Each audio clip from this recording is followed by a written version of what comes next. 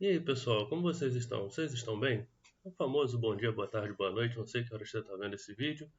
Né, eu tô um tempinho sumido por aqui, né, fazendo outras coisas, em vez de gravar a aula aqui para vocês, voltamos às aulas presenciais, né, mas é sempre bom a gente dar as caras novamente. Eu estou numa fase agora, estou lecionando a disciplina que fazia tempo que eu não lecionava, que é de mineração e meio ambiente.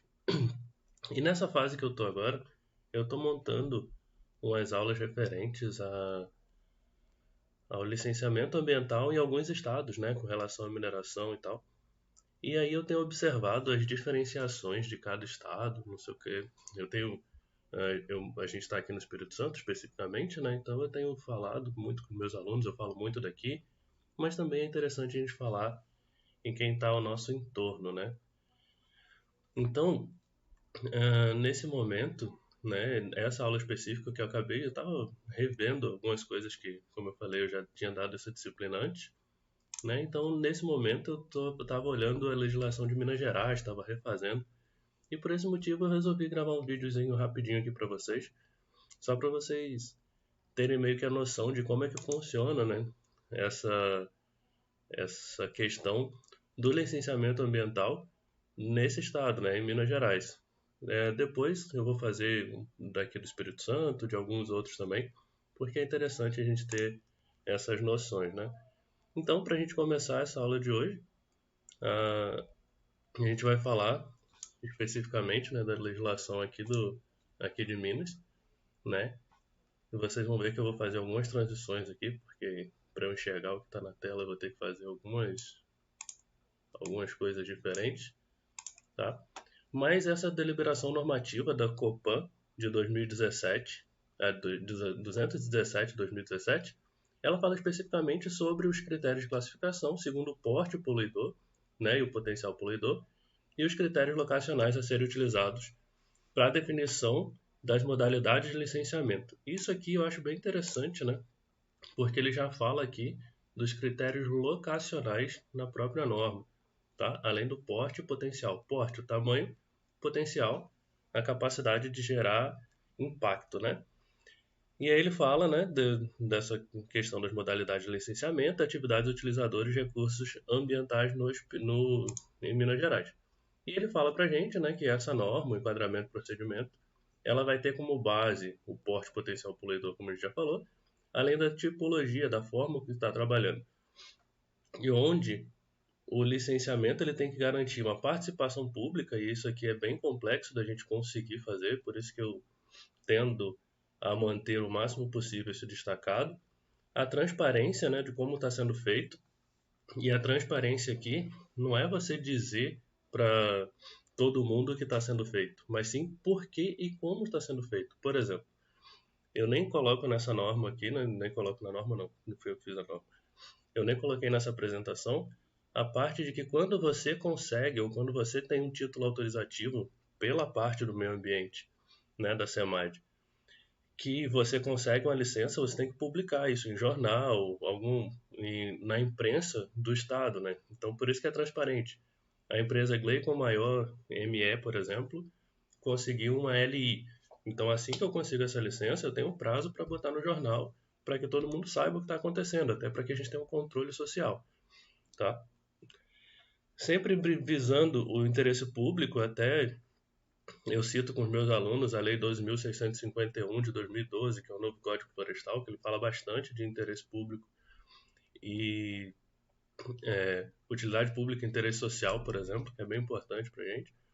Assim como ele fala da celeridade, economia processual, prevenção de dano ambiental e coisas afins. Então a norma ela visa muito essa questão, né? Então eles falam, se vocês forem abrir essa norma depois, se você tiver curiosidade, eu tirei muitas coisas de lugar, eu rotacionei umas coisas aqui, porque, ao meu ver, a forma com que a norma está descrita, ela é um pouquinho confusa. Então, se você reorganizar os itens, fica até um pouco mais fácil de entender. Mas vamos lá. A norma fala para gente que tem o tal do licenciamento ambiental trifásico, que é o clássico que acontece em quase todos os estados, né? Que a gente tem LP, LI, LO, licença prévia de instalação de operação, tá?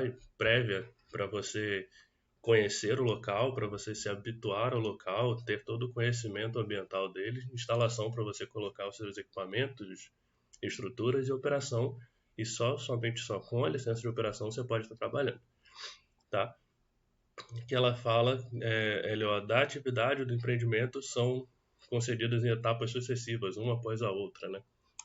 Depois disso, a gente tem a LAC, tá? Que é a licença ambiental, onde você tem ela acontecendo de forma concomitante, você pode ter mais de uma licença sendo emitida ao mesmo tempo, tá? Que serão analisadas as mesmas etapas previstas no trifásico, mas dependendo, a gente vai até falar isso daqui a pouco, dependendo do porte, do potencial poluidor, por exemplo, né? E de onde ela está acontecendo, né? Daquela questão locacional. Essa sua LAC, você pode ter um LP, LI, LO, LP, LI, um LI, LO saindo ao mesmo tempo, então vai depender do seu empreendimento, tá? E por fim a gente tem o simplificado, né? Que o próprio nome já fala, ele é mais simples. Vocês estão observando que eu estou respirando com um pouquinho mais de dificuldade, que eu estou com um probleminha aqui, mas isso não é nada demais, né? Onde o LAS, o LAS, ele pode ser uma única etapa, mediante cadastro de informações, que é para um caso de um empreendimento muito mais simples, muito mais tranquilo, ou então com a apresentação de um relatório ambiental simplificado, aí você entra num porte potencial poluidor um pouquinho só acima, né? Mas ainda assim ele é bem mais simples de você estar trabalhando. Então, entra o famoso, vixe, velho, o que eu tenho que fazer a partir de agora, né? Quando que entra cada um desses meus aqui? Para isso, ele fala aqui da tabela 2, que eu não vou colocar a tabela 1 aqui, porque ela fala quando que você é considerado como potencial poluidor PMG, mas aí é com relação à água, se você tem água próxima, alguma coisa nessa questão, você abre a norma lá e dá uma olhadinha, tá? Mas ele define pra gente as atividades de 1 a 6, potencial poluidor P e porte do empreendimento P, você está no número 1 aqui da sua classe, tá? Todo mundo que é o potencial poluidor pequeno, ele é classe 1. E aí você vai aumentando essa sua complexidade até você poder chegar na classe 6, né, que é bem mais impactante, seriam empreendimentos maiores, né? Então aqui a gente tem que tomar mais cuidado.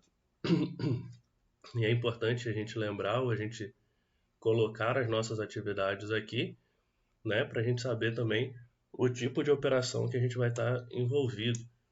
Mas, por exemplo, deixa eu só puxar minha tela aqui rapidamente. Deixa eu fazer só uma coisinha aqui que eu preciso mostrar para vocês com relação ao porte do meu empreendimento aqui, ó. Deixa eu fechar aqui, ó. E ele fala aqui pra gente a própria normativa, né, nas nossas atividades minerárias, para cada uma das minhas operações, por exemplo, ele fala em lavras subterrâneas de pegmatito, né? Se você tiver menor do que 1.200 metros cúbicos por ano, o seu porte é pequeno. Se você tiver mais de 12.000 metros cúbicos por ano, produção grande. Numa lavra a céu aberto, por exemplo, minerais metálicos, vamos falar de mineral de ferro aqui, né? Onde fala pra gente, se eu tiver menos de 300.000 toneladas ano, porte pequeno, mais de 1.500.000 toneladas ano, porte grande. Então a própria norma traz pra gente quais são os portes do nosso empreendimento, tá? E isso é bem interessante para a gente saber e para a gente se localizar aqui do que a gente tem que fazer, né? Para que a gente tenha esse conhecimento de causa aqui, tá bom? Então vamos continuar aqui, onde a norma fala para a gente, né, que os critérios locacionais referem-se à relevância e acessibilidade dos componentes ambientais, onde a gente está trabalhando, qual a localização, tá? Que eles podem ser atribuídos peso 1 ou 2, e aí a própria normativa traz para a gente falando, né, por exemplo, se eu estou próximo de unidade de conservação, eu levo 2, se eu tenho supressão de vegetação nativa, eu levo 1, por exemplo, e assim por diante. Eu estou em uma área de conservação de uso sustentável, então pode ter mineração, leva 1, exceto que seja uma área de preservação ambiental, e todas essas questões relacionadas. Então você vai ver onde que você está trabalhando e o que isso vai te gerar, tá? Então, a gente vai olhar as modalidades do licenciamento e a gente vai ver qual é a classe, tá? Qual é o potencial poluidor e qual é o critério locacional. Então, se eu tenho um potencial poluidor alto, eu vou ter e é zero aqui nesse meu critério locacional, não tem nada que interfira com relação à unidade de conservação, algo nesse sentido. Eu posso estar numa licença ambiental concomitante, né, que seria aquela LPLLO2, que gera alguns tipos de licenças e estudos de licença não, porque essa é a licença, geram tipos de estudos diferentes, né, e a RIMA, por exemplo, tá? E aqui pode ser daquela que gera LI e LO ao mesmo tempo, por exemplo. Mas, por exemplo, se eu estou aqui num critério locacional do tipo 2, né, já no potencial poluidor 5 e 6, já entro no trifásico direto com cada um no seu tempo, né? LP, LI, LO no seu tempo específico. Então aqui é importante a gente tomar bastante cuidado com cada uma dessas operações, né? Por exemplo, os mais simples, os LAS cadastro, são um cadastro bem mais simplificado, né? O LAS-RAS, por exemplo, que é o relatório ambiental simplificado, aí você vai fazer um relatóriozinho que é menos complexo do que você ter que fazer um RCA, um PCA, um EIA-RIMA, por exemplo. Tá?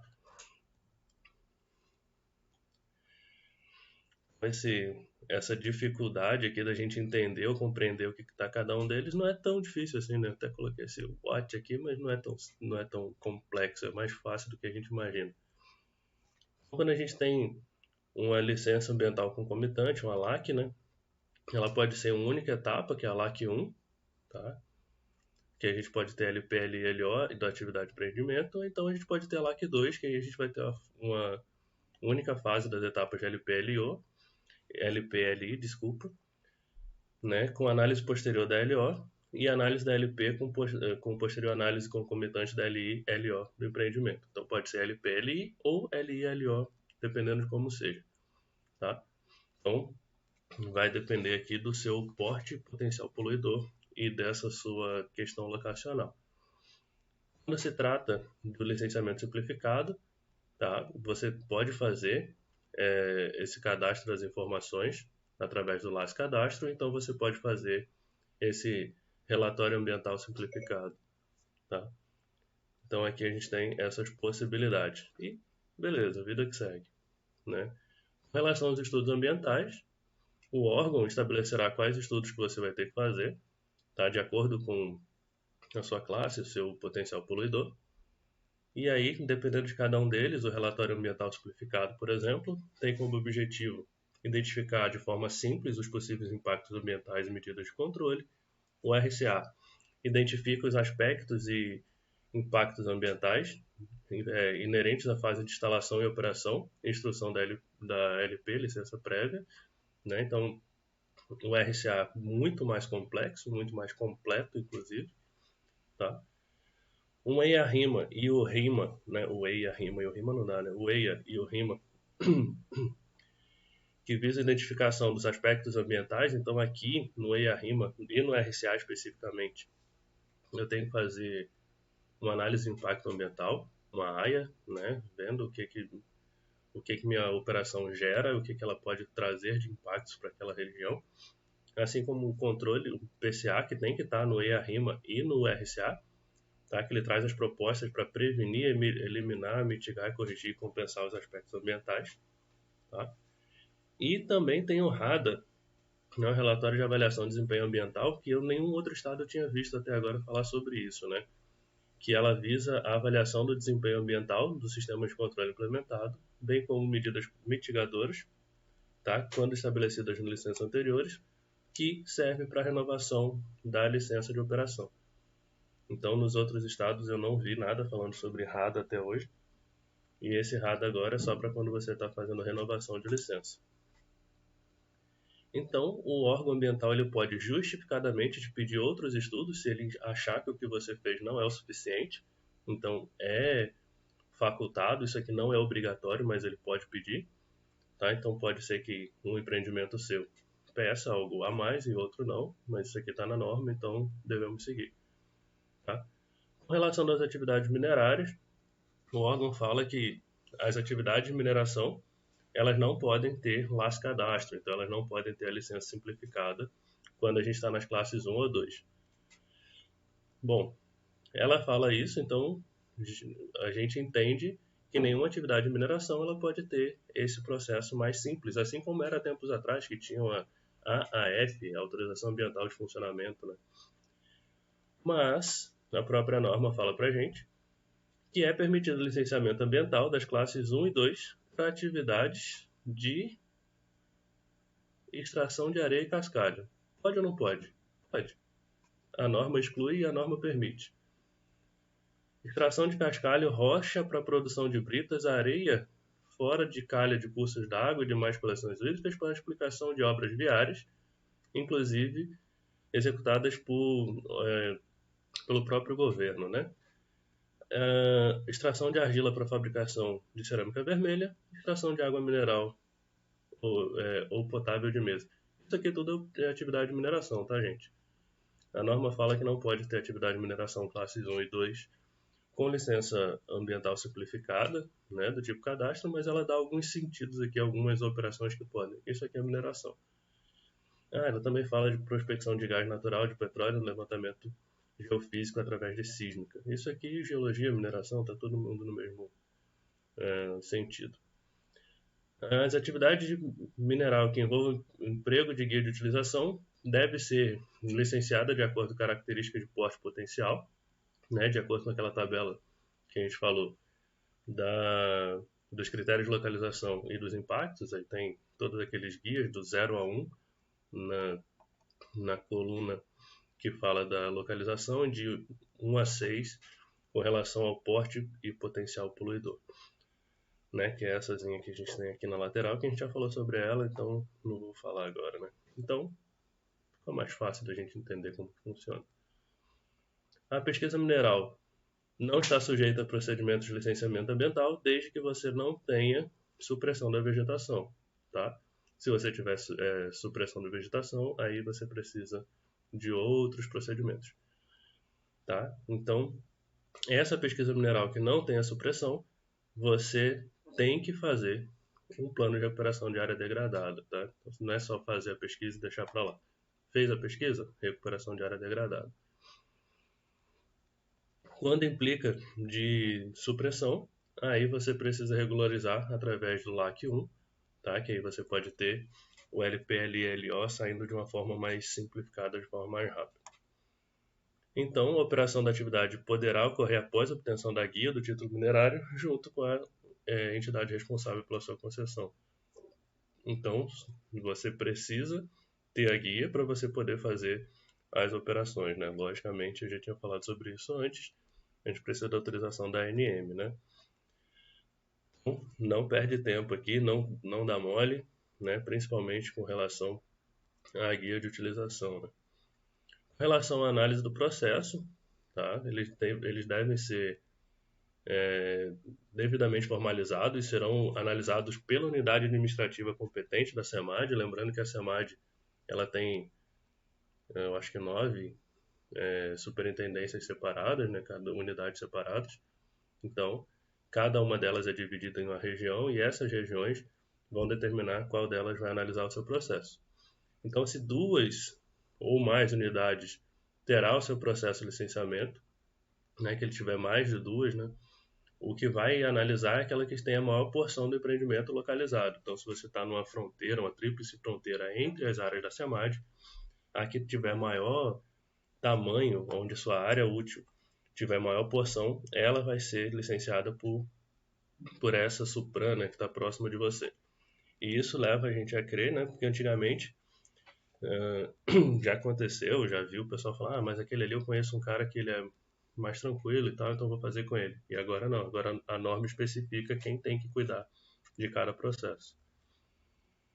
Durante o processo de licenciamento, se não tiver informação suficiente, o órgão pode pedir a sua complementação, tá? Exceto caso você já esteja em um caso de arquivamento em detrimento do que você fez anteriormente, tá? Então, essa complementação ela tem que ser feita uma única vez pela norma, pelo órgão, tá? E aí ele tem que ser justificado nos autos de licenciamento. E quando ele for feito, o empreendedor tem 60 dias para fazer essa complementação, tá? Então você tem que correr com o prazo disso aí. Caso o órgão não se manifeste em seu pedido de prorrogação, que ele pode ser feito uma única vez, você tem mais 60 dias para esse prazo estar correndo. Porém, se ele observar que a sua justificativa mostrar que o seu estudo, o seu processo que você precisa apresentar demora mais do que 60 dias, aí você pode ter uma sobreestação, ele pode ficar sobreestado, paralisado por um tempo maior, se você justificar que o seu estudo demora mais do que os 60 dias que a norma fala. Tá? Por exemplo, o estudo faunístico, um estudo de fauna mais elaborado, que você tem que ir lá ficar um tempo observando se tem algum animal, alguma coisa nesse sentido, um estudo florístico, né, que você tem que ir na região, medir as árvores e tal. Se demorar mais de 60 dias, você pode ter um tempo a mais para apresentar isso, desde que sua justificativa seja aceita pelo órgão. Tá? Então, se você não atender o que está descrito aqui, o seu processo pode ser arquivado. Tá? E ele só vai ser reaberto, com a autorização da SEMADES, com uma justificativa muito bem feita, né? Muito bem justificada. Né? Então, não é qualquer justificativa que vai fazer seu processo ser desarquivado. Tá? Nas suas condicionantes, que vão vir na sua licença ou nas suas licenças, tá? Elas devem atender a seguinte ordem de prioridade, né? Sempre que possível, aplicando a matriz de maximização dos impactos positivos, bem como evitar, minimizar e compensar os impactos negativos, né? Sempre que possível minimizar os impactos negativos. E ela fala de evitar os impactos negativos, mitigar os impactos ambientais negativos, evitar sempre que possível, né? A gente tem o uso das, das matrizes de impacto ambiental, então sempre que possível fazer a minimização e mitigar quando não for possível evitar, né? E compensar os impactos ambientais não negativos para quando a gente não consegue evitá-los e garantir o cumprimento das compensações estabelecidas na legislação vigente, que aqui, por exemplo, a gente tem compensação ambiental, que está no site, e essa compensação ela fala de várias normativas diferentes, né? E é nessa hora que a gente fica descabelado, na hora de entender, achar e saber exatamente como a gente tem que fazer para cada uma das nossas operações. Então, caberá ao órgão ambiental licenciador monitorar, acompanhar e fiscalizar os licenciamentos aprovados, seus condicionantes, e a fixação dessas condicionantes tem que estabelecer condições para a implementação e operação do empreendimento, bem como garantir as medidas para o gerenciamento dos impactos ambientais.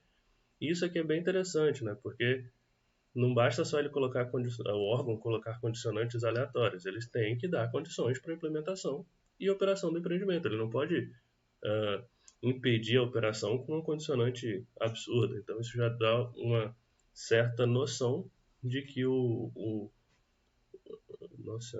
fiscalizador ele vai ele vai ter cuidado com o que está acontecendo, né? E as condicionantes devem ser acompanhadas de fundamentação técnica por parte do órgão ambiental. Então, essa justificativa tem que vir muito bem apresentada, tá? Então, ela tem que apontar relação direta com os impactos da atividade. Então, ele não pode vir com aquelas tabelinhas prontas, né? Você tem que saber, ele tem que descrever o que está acontecendo, tá? Considerando o meio físico. Então, tem aquela questão locacional, de onde você está, biótico, socioeconômico, bem como ser proporcionais à magnitude dos impactos, dependendo do seu porte e potencial poluidor. Por isso, daquela tabela 3 lá atrás que a gente já viu. Então, se você conseguir provar, tá, que você não consegue ou que não é necessário aquela condicionante, você pode requerer a exclusão da medida, a prorrogação do prazo ou alteração do conteúdo da condicionante, formalizando o requerimento devidamente instruído, com a justificativa e comprovação da impossibilidade de cumprimento até o vencimento do prazo estabelecido. Então, se você ver ou se você analisar que aquela condicionante é além do que necessário para o seu empreendimento, você pode solicitar que ela seja excluída, tá? E essa aqui é a norminha, a norma do Espírito Santo. Estou pensando em falar Espírito Santo. Essa aqui é a norma ambiental de Minas Gerais, né? Do licenciamento ambiental em Minas Gerais, essa é a norma básica. Tá? Se vocês entrarem no site, tem 300 milhões de outras normas, mas essa aqui é só para dar uma noção para gente do que tem que ser feito. Beleza, pessoal? A gente fica por aqui hoje. Em breve teremos novos vídeos. Grande abraço, até mais.